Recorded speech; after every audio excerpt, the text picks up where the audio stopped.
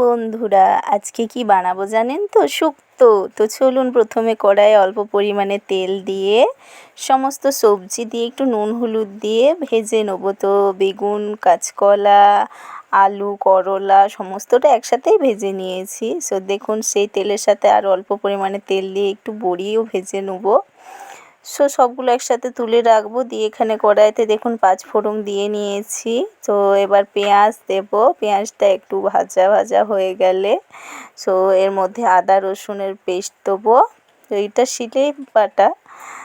দেখুন একটু ভাজা হয়ে গেলে তারপরে টমেটো দিয়ে দেবো।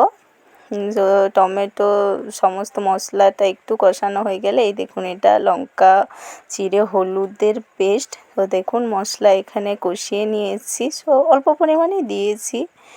দিয়ে সমস্ত ভাজা সবজিগুলো দিয়ে দেবো, দিয়ে ঢাকা চাপা দিয়ে রান্না করে নেব। তো দেখুন এখানে একটু জল দিয়ে ফুটিয়ে নেব।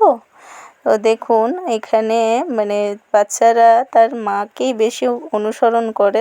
দেখুন আমার দেখে আমার ছেলেও আজকে রান্না করছে কোলে বসে বসে।